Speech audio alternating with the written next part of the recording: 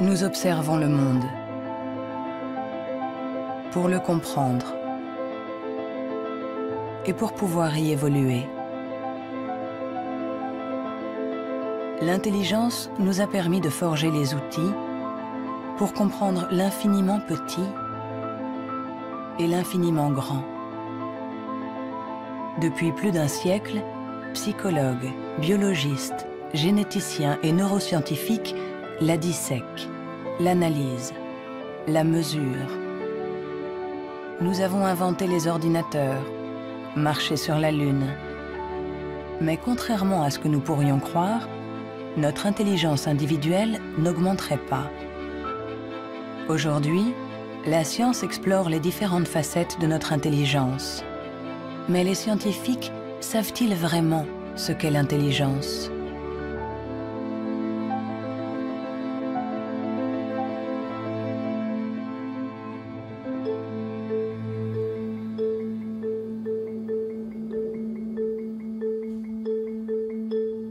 L'intelligence, c'est faire le lien. Assembler différents éléments pour trouver une solution. Pour la comprendre, il faut réussir à la fractionner, en isoler toutes les composantes. Les chercheurs se sont donc penchés sur ces différentes facettes.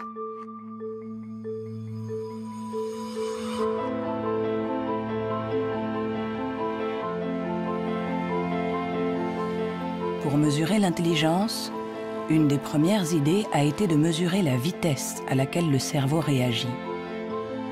C'est cette méthode que le professeur Teni Januis a utilisée.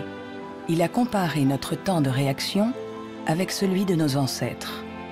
Et les résultats de son étude ne sont pas en notre faveur.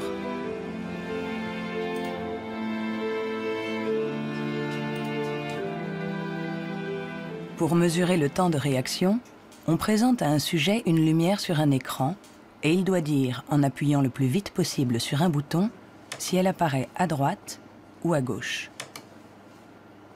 Ce n'est donc pas un réflexe, mais une information simple que notre cerveau doit traiter.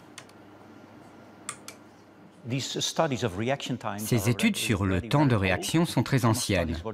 Plusieurs d'entre elles ont été faites entre 1860 et 1880 en Grande-Bretagne par Francis Galton, le cousin de Charles Darwin. Il a testé plusieurs milliers de personnes qui étaient représentatives de la population de l'époque. Les gens avaient alors un temps de réaction très rapide. Nous avons donc cherché des études comparables qui auraient été faites durant les 120 dernières années. Et nous en avons trouvé une quinzaine. En les comparant, nous avons pu montrer que durant les 150 dernières années, les gens sont devenus de plus en plus lents.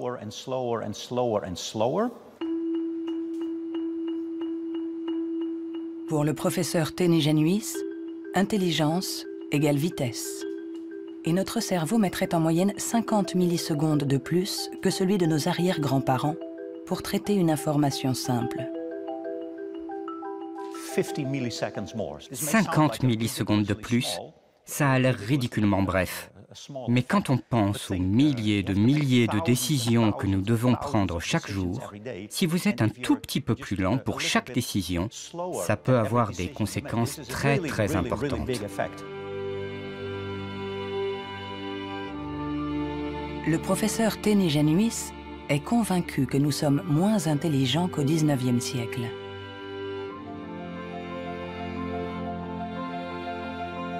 Il en voit la preuve dans l'incroyable inventivité de cette période, marquée par une explosion des innovations, de la créativité, des idées.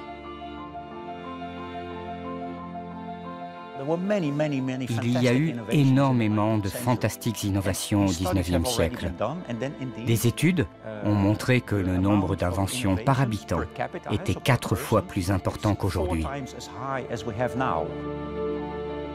Le professeur Teni Januis pense que notre intelligence est en panne. Elle décline depuis au moins 150 ans.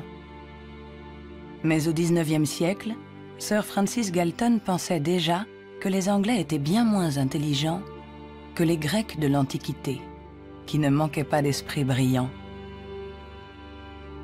Alors, Qu'en est-il des prédécesseurs des Grecs, les hommes préhistoriques? Eh bien, il est extrêmement difficile de mesurer leur intelligence. Pourtant, à l'Institut Max Planck de Leipzig, on essaye de répondre à cette question en reconstituant le cerveau de nos ancêtres de la préhistoire.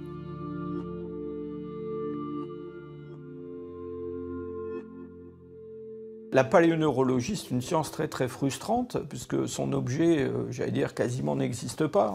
On n'a pas de cerveau fossile.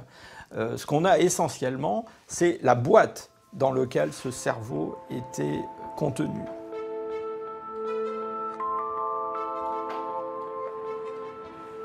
En comparant notre cerveau avec celui des hommes préhistoriques, les scientifiques se sont aperçus qu'il y avait des différences.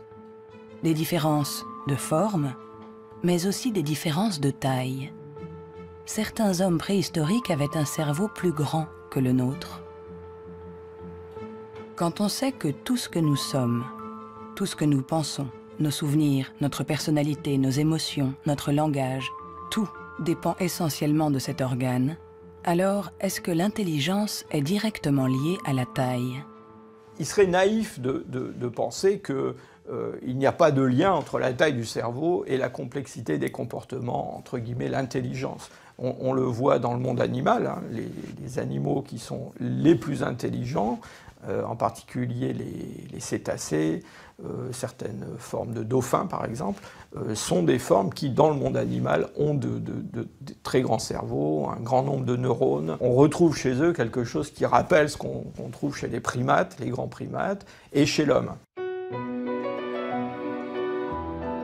L'évolution a fait croître la taille de notre cerveau pendant 2 millions d'années, pour atteindre son maximum il y a 15 000 ans environ.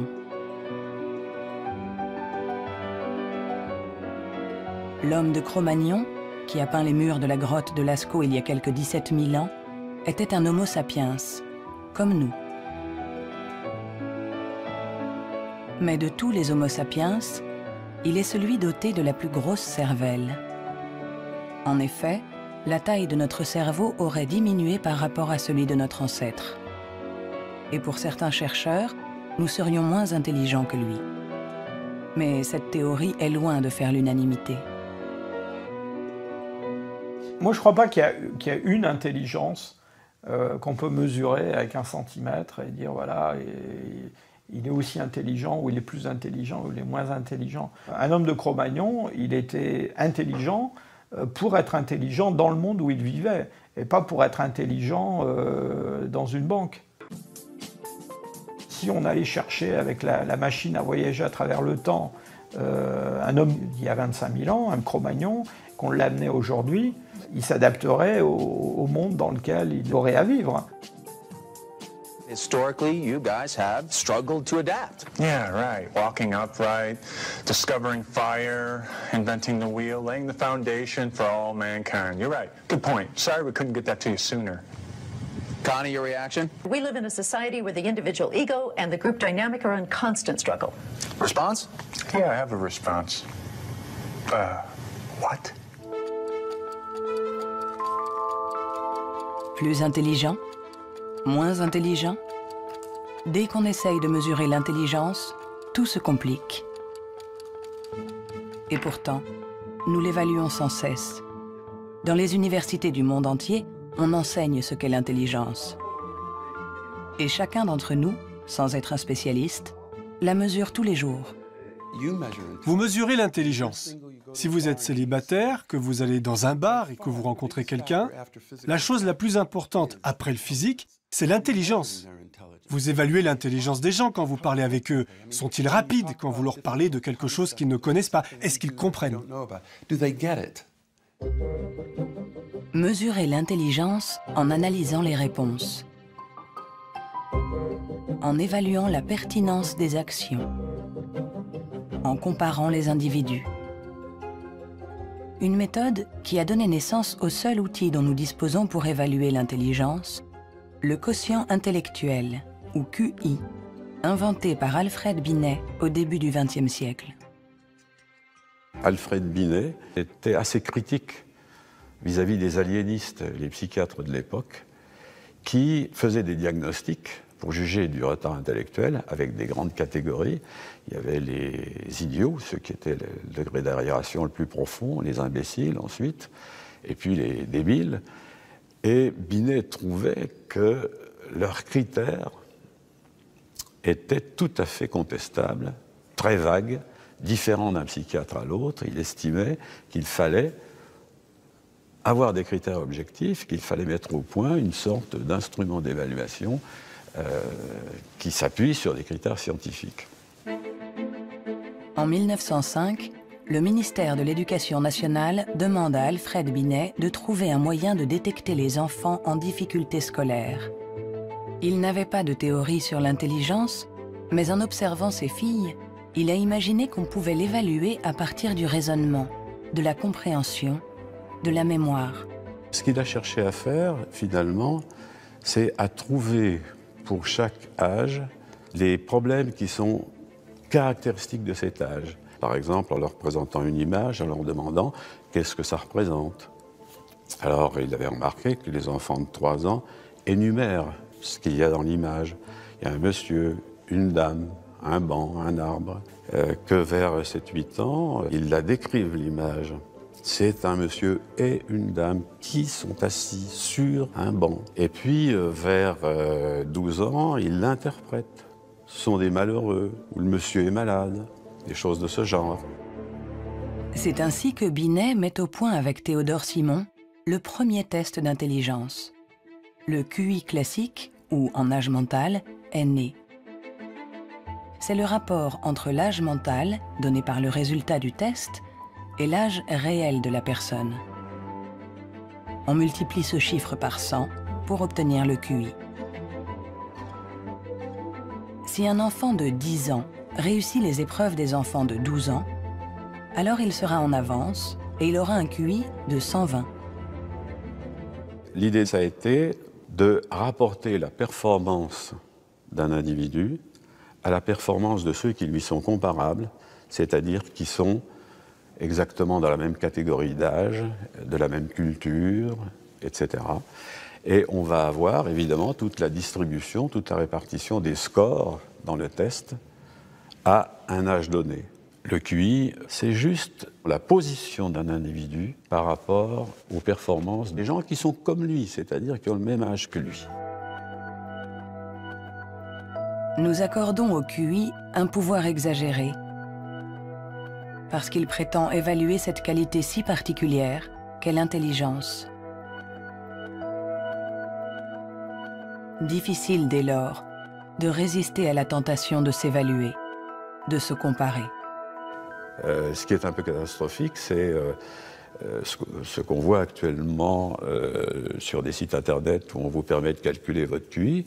Et alors je pense que des gens, ils font ça, ils se retrouvent avec un chiffre, et ils vont l'interpréter, si par exemple ce chiffre n'est pas bon, en se disant qu'ils ne sont pas intelligents. C'est absolument ridicule et catastrophique. Le 2. Il est ridicule de croire qu'un chiffre peut résumer quelqu'un. Le 4. Le 3. Les vrais tests de QI se font chez des psychologues agréés. Le 2. Car il faut savoir les interpréter en les mettant en rapport avec le passé d'un individu, son présent. Le 2 ou le 3. Sa personnalité. Le QI permet d'évaluer l'intelligence, de comparer les individus. Mais nous permet-il de savoir si notre intelligence a évolué depuis que Binet l'a inventé il y a plus d'un siècle? Réussissons-nous mieux aujourd'hui les tests de QI? C'est en Nouvelle-Zélande qu'on a apporté pour la première fois une réponse à cette question.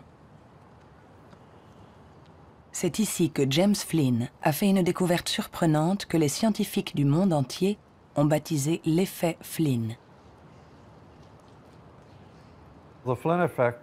L'effet Flynn, c'est la découverte que pour toutes les nations qui sont entrées dans l'ère industrielle, il y a eu des gains importants dans les tests de QI. J'ai regardé tous les types de tests de QI dans 40 pays. comme en France, en Hollande, en Norvège, partout où il y avait des appelés au service militaire.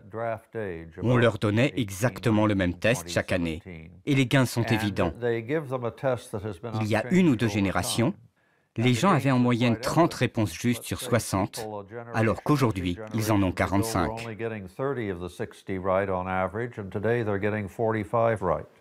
Après avoir passé au crible des dizaines et des dizaines d'études, James Flynn a montré que depuis plus de 60 ans, nous réussissons mieux les tests de QI. Est-ce que cela signifie que nous serions devenus plus intelligents que nos grands-parents?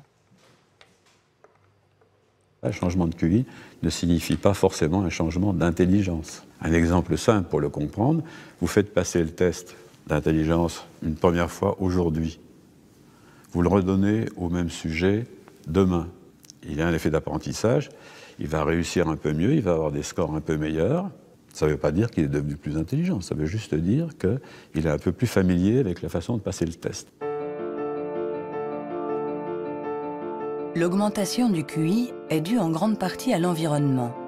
Une meilleure nourriture, une meilleure éducation. Notre QI augmenterait de 2 à 3 points par année d'école supplémentaire et la durée de scolarisation est passée en moyenne de 6 ans au début du XXe siècle à 11 ans aujourd'hui dans les pays industrialisés. Tous ces effets se sont additionnés et ont fait augmenter les scores de QI. Quand vous passez un test aujourd'hui, vous y êtes préparé dans la mesure où toute une série de facteurs vous ont donné la capacité d'utiliser votre logique de manière abstraite. C'est pour ça que vous pouvez regarder une suite de nombres et deviner le suivant.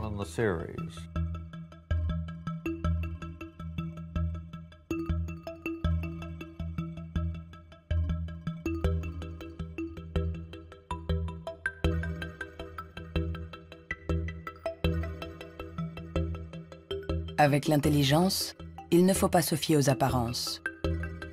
De meilleurs scores au test de QI ne nous disent pas que nous serions plus intelligents. Nous sommes juste mieux préparés pour réussir des tests de QI. Notre intelligence est comme un muscle que nous avons entraîné pour en exprimer tout le potentiel. Mais à force de nous entraîner, nous avons peut-être atteint nos limites. Les chiffres le prouvent. Après des décennies d'augmentation, les résultats au test de QI plafonnent.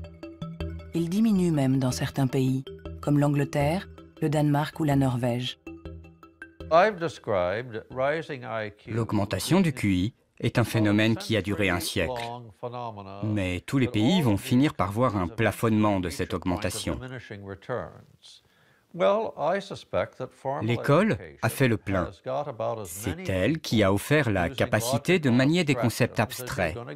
Et à moins d'une révolution de la pédagogie, les bénéfices dus à l'école vont plafonner parce que presque tout le monde aujourd'hui est scolarisé.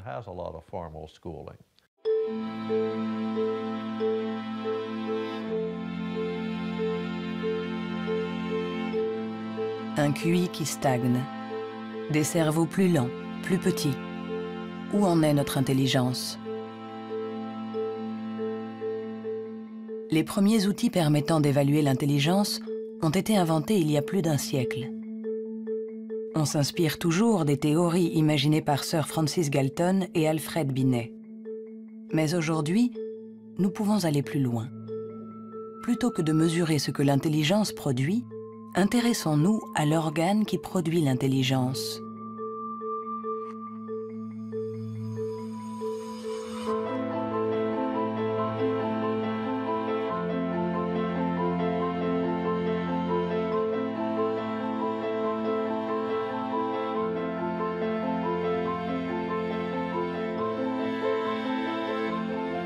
Richard Ayer est psychologue et neuroscientifique à l'Université de Californie, Irvine. Depuis plus de 30 ans, il essaie de savoir à quoi ressemble un cerveau intelligent. Grâce aux progrès faits par l'imagerie cérébrale ces dernières années, il cherche, avec son collègue le professeur Rex Jung, où, dans le cerveau, se niche l'intelligence. Nous regardons le cerveau de Richard Ayer, un très joli cerveau. Le docteur Ayer est une personne brillante, intelligente, et nous voyons toutes les régions qui sont le support de son intelligence.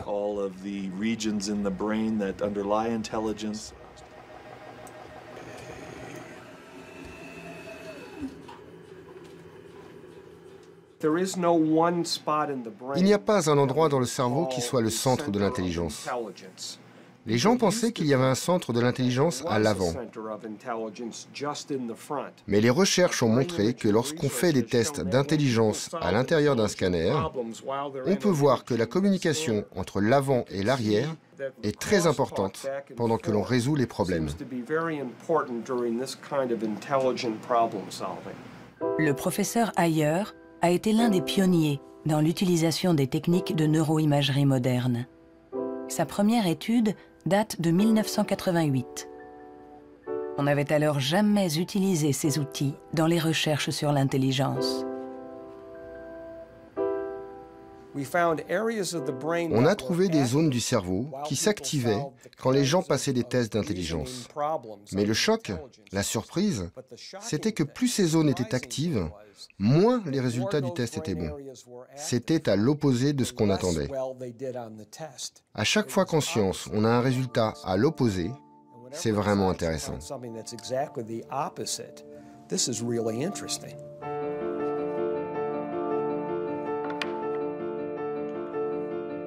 Un cerveau intelligent n'est pas un cerveau qui fonctionne plus, mais au contraire, un cerveau qui fonctionne moins. C'est ce qu'on appelle la neuroefficacité. Être intelligent, c'est résoudre un problème en faisant un minimum d'efforts.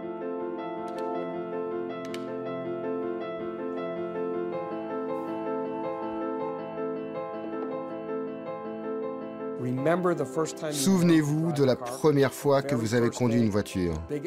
Le premier jour, dans un grand parking vide, avec quelqu'un assis à côté, et vous tournez le volant et vous pensez « Maintenant, il faut que je freine ». Mais aujourd'hui, vous conduisez au milieu de la circulation dans une ville que vous ne connaissez pas, et malgré ça, vous pouvez discuter avec quelqu'un. Votre cerveau est bien plus efficace pendant que vous conduisez. Donc, les hauts niveaux d'intelligence ne sont pas forcément liés à un cerveau qui travaille plus, mais à une transmission plus efficace de l'information entre les zones importantes du cerveau. Lorsqu'on pense à un processus aussi complexe que l'intelligence, il faut imaginer que le cerveau est comme un orchestre avec différentes sections. Mais le vrai mystère, c'est comment ces sections interagissent. Parce que pour autant que nous le sachions, il n'y a pas de chef d'orchestre. Si le cerveau est un orchestre, alors l'intelligence est la musique.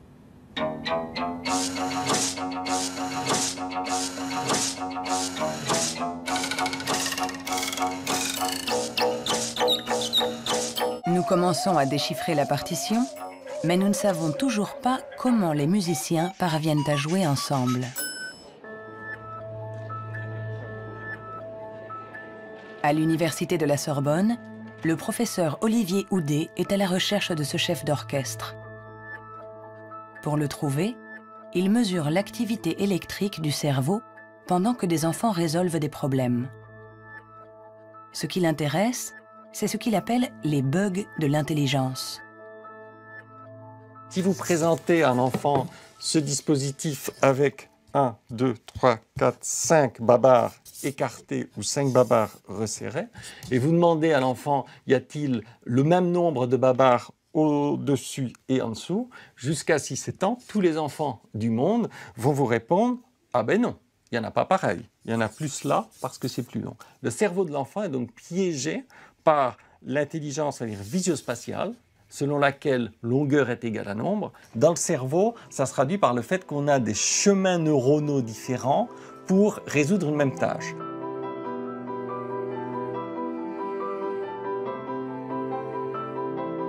Compter ou mesurer. Il y a toujours plusieurs solutions à un problème. Et notre cerveau est sans cesse en train de lutter pour inhiber les mauvaises stratégies. Nous, ce qu'on montre ici, et c'est ça la découverte et l'originalité de notre laboratoire, est que l'inhibition, c'est sans doute le processus clé et positif de l'intelligence, parce que c'est elle qui nous permet de résister à nous-mêmes, en quelque sorte. Résister à nous-mêmes, c'est apprendre à contrôler les interférences qui viennent perturber notre intelligence. Le test de Stroop est une des méthodes pour observer ces interférences. Il consiste à donner la couleur d'un mot, mais attention, sans le lire. Bleu, jaune, rouge, jaune, vert, rouge, vert, vert, rouge, vert, jaune, jaune, rouge, jaune, jaune, rouge, jaune, rouge, jaune, jaune, rouge, vert, rouge, jaune, bleu.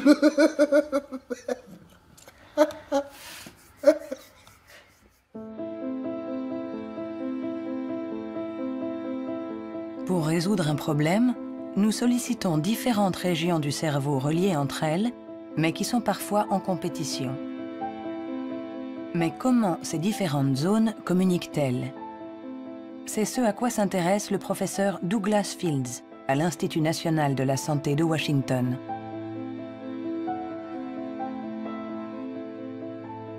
Le cerveau est fait de deux sortes de tissus, la matière blanche et la matière grise. Tout le monde a entendu parler de la matière grise. C'est là où se trouvent les neurones, sur une couche à la surface du cerveau. Mais en dessous, il y a des milliards de connexions, de câbles, des axones qui connectent les neurones. Et c'est blanc parce que ces axones ont une gaine isolante formée d'une membrane qui est de la myéline.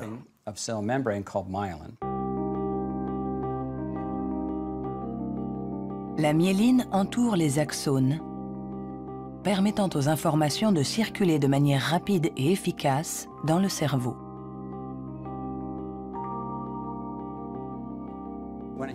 Quand un enfant naît, son cerveau n'est pas mature. Ses fonctions sont minimales. Un bébé ne peut quasiment rien faire. Il ne peut pas se nourrir, il ne voit pas vraiment, il ne sait pas marcher ni redresser la tête. C'est parce que notre cerveau est façonné en permanence par notre environnement. Et une des choses les plus intéressantes avec la myéline, c'est qu'elle se forme après notre naissance. La myéline est essentielle pour que l'information circule de manière efficace dans le cerveau. Elle est donc essentielle pour notre intelligence. Mais aujourd'hui, la formation de la myéline est perturbée. Barbara Demnex, endocrinologue au Muséum d'histoire naturelle de Paris, a montré comment notre intelligence est menacée par un des fléaux majeurs du XXIe siècle, la pollution. Quel que soit l'endroit où vous vivez dans le monde, vous allez être exposé à des centaines de produits chimiques qui vont interférer avec l'hormone thyroïdienne. Cette hormone est produite par la glande thyroïde qui se trouve à la base du cou chez l'homme. Elle est nécessaire au développement du cerveau depuis les premières étapes du développement du fœtus jusqu'à un âge plus avancé, comme le mien, pour assurer le maintien de fonctions, comme la myélinisation. L'Autorité européenne de sécurité des aliments a analysé 297 pesticides.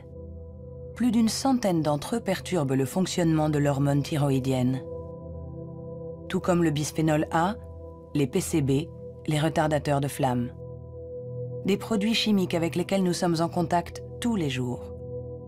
L'équipe de Barbara Demnex a montré qu'ils ont la particularité de bloquer les récepteurs spécifiques de l'hormone thyroïdienne sur chacune des cellules de notre cerveau.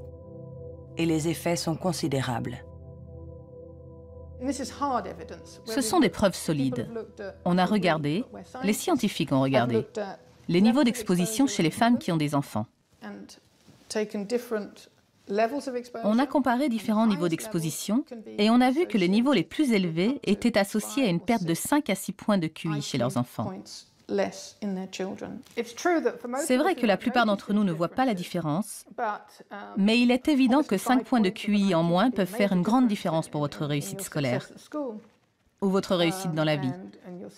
Et le simple fait de le savoir est vraiment troublant pour les parents.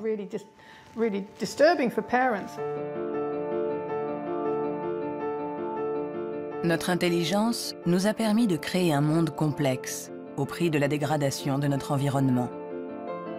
Et nous pourrions en payer le prix si cette dégradation perturbe la formation de notre cerveau, en agissant sur la myéline par exemple. Mais si ce phénomène se confirme, comment le gérer? Pendant plus d'1 siècle, on a pensé que tous nos processus mentaux n'étaient dus qu'à l'activité électrique des neurones. Mais aujourd'hui, les neurobiologistes ont commencé à explorer un nouveau continent. Il n'y a que 15% des cellules du cerveau qui sont des neurones. Le reste, qui représente 85%, ne communique pas grâce à l'électricité. On l'appelle la glie. De nouvelles méthodes nous ont permis de voir avec surprise que les cellules gliales communiquent entre elles et avec les neurones. On est à la pointe des recherches sur le cerveau, car il y a là un changement fondamental dans la manière dont on pense que le cerveau fonctionne au niveau cellulaire. Les cellules gliales, des cellules bien plus nombreuses que les neurones et qui forment leur environnement. Certaines fabriquent la myéline. D'autres nourrissent les neurones et les protègent. On les appelle les astrocytes. Et une découverte inattendue a montré que les astrocytes jouaient un rôle dans l'intelligence. Tout a commencé avec un génie. En avril 1955, au Princeton Hospital du New Jersey, Thomas Harvey, médecin pathologiste, est en charge de l'autopsie de Albert Einstein. Et ce 18 avril, à 8 h du matin, il décide de voler le cerveau de celui que nous considérons comme l'incarnation du génie. Il espérait, en examinant le précieux organe, percer les secrets de l'intelligence. Après l'avoir conservé caché chez lui pendant 27 ans, il autorisa d'autres scientifiques à l'examiner. Et ils découvrirent quelque chose dans le cerveau d'Einstein qui était peut-être le secret de son intelligence. Le cerveau d'Albert Einstein a été examiné pour voir ce qui le rendait plus intelligent. Et il n'y avait pas de différence sur le nombre de neurones, sur la taille des neurones, il n'y avait rien. Mais son cerveau avait plus d'astrocytes. Et beaucoup de gens se sont intéressés au rôle joué par les astrocytes dans l'intelligence. Les astrocytes. Des cellules gliales identifiées il y a plus d'1 siècle. Mais ces dernières années, les scientifiques se sont aperçus que leur rôle était plus complexe que ce qu'ils imaginaient.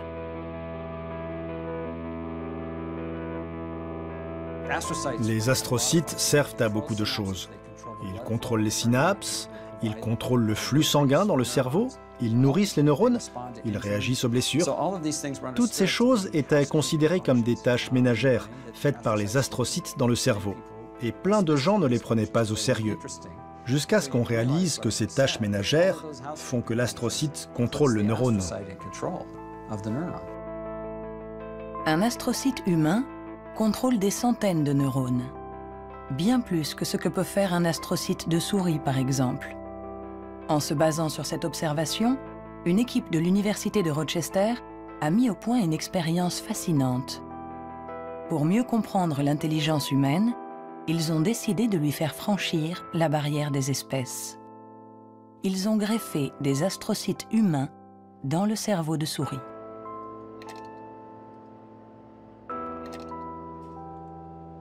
Nous avons effectué des greffes des astrocytes humains chez la souris. Et la greffe, littéralement, envahit tout le cerveau. Quand on regarde, par exemple, à l'âge de 1 mois après la greffe, on voit que la greffe est très discrète à l'endroit presque où on a greffé les cellules. Si on revient 1 an plus tard, tout le cerveau devient greffé. On remplace littéralement toutes les cellules par les cellules humaines. On s'est rendu compte que ces souris sont plus aptes à avoir une meilleure mémoire et un meilleur apprentissage que les souris non greffées. Pour tester les capacités de ces souris au cerveau modifié, les chercheurs les ont placées dans un labyrinthe. Résultat, les souris greffées trouvent la sortie 2 fois plus vite que les souris non greffées. Cette expérience ne laisse plus la place au doute. Les astrocytes contribuent à favoriser la mémoire et l'apprentissage. Ils jouent un rôle clé dans notre intelligence.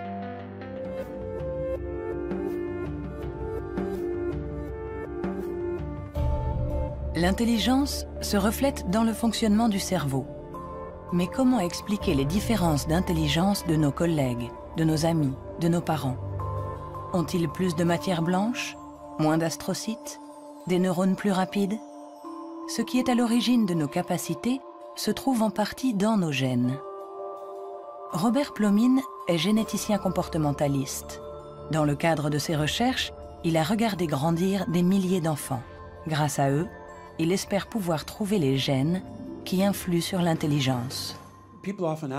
Les gens demandent souvent dans quelle mesure l'intelligence est déterminée par les gènes. Mais tout d'abord, il faut insister sur le fait que le mot « déterminer » n'est sans doute pas le bon. On devrait dire « influencer ». C'est comme pour la taille, elle est liée aux gènes, mais pas déterminée par eux. Si vous êtes grand, il est probable que vos enfants seront plus grands que la moyenne. Mais s'ils sont mal nourris ou s'ils sont malades, ils seront peut-être plus petits. Ce n'est pas déterminé, c'est influencé. Pour l'expliquer différemment, les gènes nous donnent un potentiel et l'environnement permet de l'exprimer.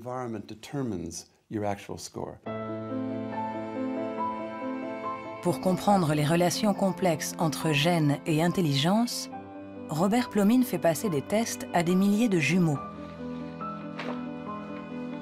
Les vrais jumeaux ont ceci de particulier que ce sont des clones. Ils partagent exactement les mêmes gènes. Ils sont identiques en tout point. Mêmes cheveux, mêmes yeux. Mais ont-ils les mêmes résultats au test d'intelligence? La réponse est oui. Leurs résultats sont plus proches que ceux d'un frère et d'une sœur. C'est la preuve que même s'ils ne sont pas les seuls déterminants de l'intelligence, les gènes jouent un rôle crucial. La plupart des pays dans le monde, plus de 100 pays, disposent maintenant de registres de jumeaux, car ils reconnaissent l'importance de la méthode des jumeaux pour estimer l'influence des gènes. La prochaine étape de nos recherches est d'essayer de trouver les gènes responsables de l'intelligence. Pour cela, Robert Plomine utilise des puces à ADN capables de détecter plus d'1 million de marqueurs génétiques. En comparant l'ADN de tous ceux qui ont eu de bons résultats au test, il cherche à voir si certains gènes apparaissent plus fréquemment. Mais l'identification précise de ces gènes s'est révélée beaucoup plus compliquée que ce qu'il espérait.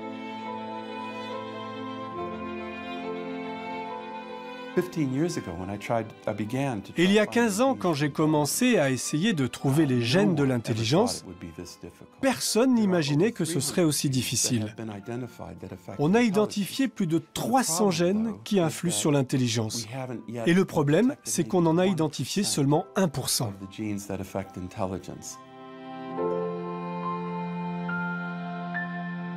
L'intelligence est influencée par l'interaction de plusieurs milliers de gènes. Ils forment un réseau d'une complexité inouïe, d'autant plus qu'ils produiraient des effets différents selon la région du cerveau où ils s'expriment. Avant, on imaginait le fonctionnement du cerveau en termes de zones. Cette zone gère le langage, celle-ci fait autre chose. Le corps calleux relie les hémisphères. Beaucoup de gens aujourd'hui ont réalisé que c'était une fiction, que le cerveau agissait de manière plus globale.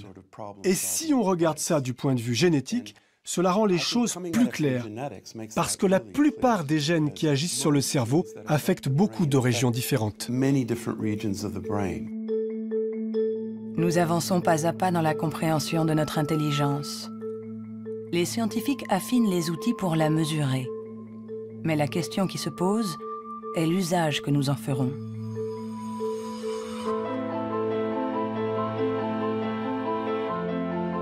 L'intelligence est ce qui prédit le mieux notre niveau d'études, notre emploi. Par conséquent, parler de l'intelligence de quelqu'un n'est pas anodin. On donne une valeur, on classe, on hiérarchise, avec tous les risques de dérapage que cela comporte. L'erreur de raisonnement, c'est de considérer que l'intelligence serait essentiellement héréditaire. Et ça a conduit effectivement à des dérives qui sont tout à fait ridicules, je dirais, absolument ridicules. Pour en donner un exemple, en 1924, je crois, une loi a été votée aux États-Unis qui restreignait l'immigration, qui mettait des quotas pour l'immigration, parce que dans les tests, ils avaient en moyenne des résultats moins bons. Et donc, ils étaient supposés être héréditairement moins intelligents. Il fallait qu'il en vienne moins aux États-Unis pour ne pas faire baisser la moyenne. On les accueillait, vous savez, dans Ellis Island, cette petite île qui est en face de New York, et pas mal d'entre eux ont été renvoyés, et notamment ceux qui, dans les années 30, commençaient à sentir la montée du nazisme, je pense aux Juifs de l'Europe de l'Est, par exemple, et qui ont été refoulés pour des raisons absolument idiotes. On a longtemps cru qu'on ne pouvait pas échapper à ses origines. Notre hérédité était supposée contrôler nos vies. La science, depuis, nous a heureusement éloignés de cette vision déterministe. Mais l'intelligence est un sujet à part, un sujet si sensible que les faux pas et les excès ont marqué son histoire. William Shockley, physicien visionnaire, prix Nobel pour sa découverte du transistor, se montra moins brillant lorsqu'il décida de se pencher sur l'étude de l'intelligence. Dr. Shockley, if you could answer it yes or no, I would appreciate it. Do you believe that black people are inferior in intelligence because of their heredity? What I say is this. My research leads me, and it's a tragic conclusion, really, my research leads me inescapably to the opinion that the major cause of the American Negro's intellectual and social deficits is hereditary and racially genetic in origin, and thus not remediable to a major degree by practical improvements in environment. Then what do you see as the solution to the problem? I would propose that you would offer a bonus to everyone to be sterilized. The offer is based upon the best estimates, best scientific estimates that one can have of any genetically carried disabilities. 1974, c'était tout juste hier, une époque pas si lointaine où certains se servaient du QI pour justifier des théories racistes, pour exclure ceux qui étaient différents. Joseph Chovanec est atteint du syndrome d'Asperger, une forme d'autisme qui peut cohabiter avec un QI élevé. Diplômé de Sciences Po, docteur en philosophie, écrivain. À 6 ans, il ne disait pas un mot. Aujourd'hui, il parle 7 langues, dont l'hébreu, l'arabe, le perse et l'azerbaïdjanais. Je fais partie de ces enfants qui étaient promis à la poubelle. Pendant très longtemps, on nous a dit que les personnes autistes étaient déficientes intellectuelles. On a posé presque comme synonyme déficience intellectuelle et autisme. Alors qu'aujourd'hui, on sait bien que ce n'est pas le cas. Chaque société humaine a besoin d'un certain nombre de hiérarchies, a besoin que les gens se démarquent un peu des autres. Et on a tendance à résumer un peu tout par un critère unique. Aux États-Unis, ce qui fait, j'allais dire, les qualités humaines et les hiérarchies, c'est le QI. En France, c'est tel ou tel concours administratif. Sous la Chine impériale, c'était les fameux concours de mandarinat. Mais tout ça, ça repose sur une idée centrale qui est fausse, à savoir qu'il y aurait une échelle unique de l'humanité. Et forcément, celui qui prône ce genre de théorie se place lui-même tout au sommet. C'est toujours comme ça. L'intelligence comme échelle unique de l'humanité. Mais peut-on résumer l'humain à une seule dimension? Peut-on réduire l'homme à sa seule intelligence, alors que l'intelligence elle-même a de multiples facettes?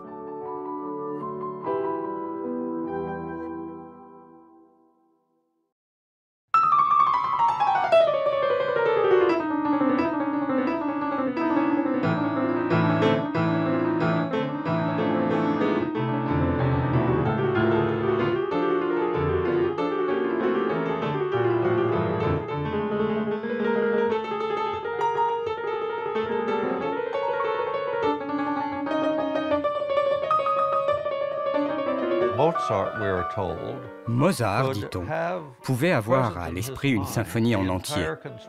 Si vous suivez une symphonie, vous devez suivre son développement dans le temps. Mais lui, il avait conscience de sa globalité. C'est un peu le même niveau de complexité que pour un mathématicien qui pense à 7 ou 8 formules et voit toutes les connexions possibles entre elles. Alors on peut toujours objecter. Est-ce que l'intelligence musicale est une forme d'intelligence? Ce n'est pas important. Ce qui est important, c'est que ça existe et que ceux qui l'ont n'ont pas obligatoirement de grand QI.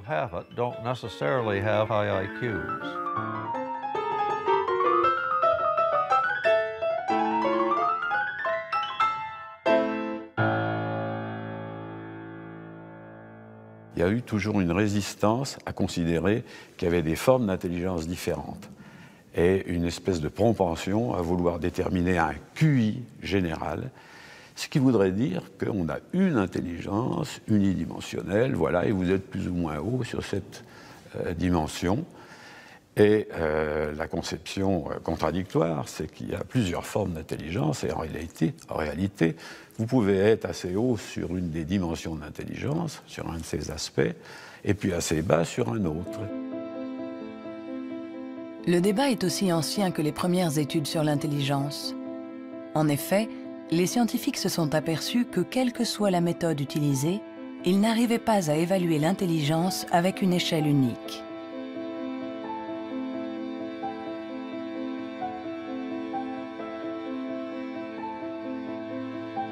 À l'Université du Nouveau-Mexique, le professeur Rex Jung est convaincu que pour résoudre n'importe quel problème, nous utilisons différentes manières de raisonner, que ce que nous appelons intelligence n'est que l'une d'entre elles.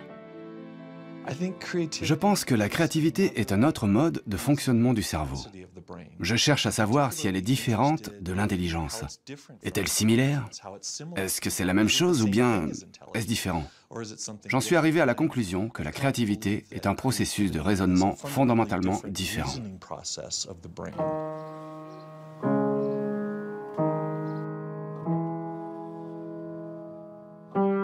Déchiffrer une partition, c'est être intelligent en utilisant nos connaissances.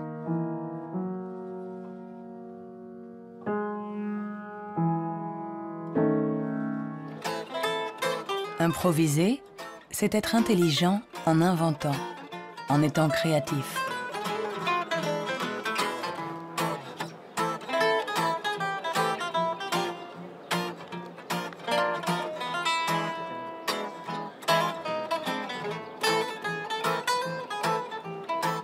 Un musicien peut être à la fois intelligent et créatif. Un sujet d'étude idéal.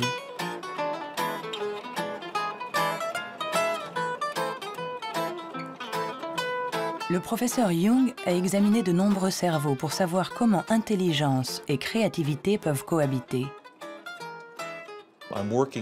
Je travaille sur l'hypothèse que ce sont des partenaires et qu'il y a deux réseaux différents dans le cerveau qui coopèrent pour nous permettre de raisonner. L'un est un type de raisonnement intelligent, l'autre est un type de raisonnement créatif. Je pense que les deux sont extrêmement importants. Nous sommes très proches de comprendre comment ils fonctionnent. Notre théorie est que le réseau de l'intelligence se situe plutôt à la surface du cerveau. Avec la créativité, les choses sont différentes. Elle dépend principalement du réseau du mode par défaut. Le réseau du mode par défaut est un réseau qui se trouve plutôt au milieu, à l'intérieur du cerveau. Et ces deux réseaux échangent en permanence des informations pour nous permettre de résoudre les problèmes posés par le monde qui nous entoure.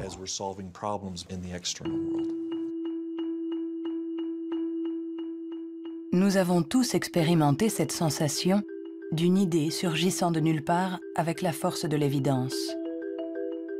Ce que nous révèlent les neurosciences, c'est que ce mode de raisonnement, ce mode inventif, créatif, est un mode de raisonnement à part entière. Peut-on être intelligent sans être créatif? Ou créatif sans être intelligent? La question a elle-même un sens. Pour évoluer intelligemment dans le monde, n'avons-nous pas besoin de toutes les ressources de notre esprit ? On ne peut pas être créatif en physique, par exemple, si on n'a qu'une éducation physique. Pour être créatif en physique, il faut une autre éducation et ensuite se retrouver dans un univers étranger et réutiliser des trucs et astuces, des mécanismes mentaux qu'on a appris ailleurs. Hein. Et le drame de la recherche stérile, c'est la recherche qui ne connaît que sa petite chapelle, où il n'y a ni import ni export de données. Hein. Par contre, tous ceux qui ont été créatifs, ce sont des gens qui ont importé des idées d'un univers autre.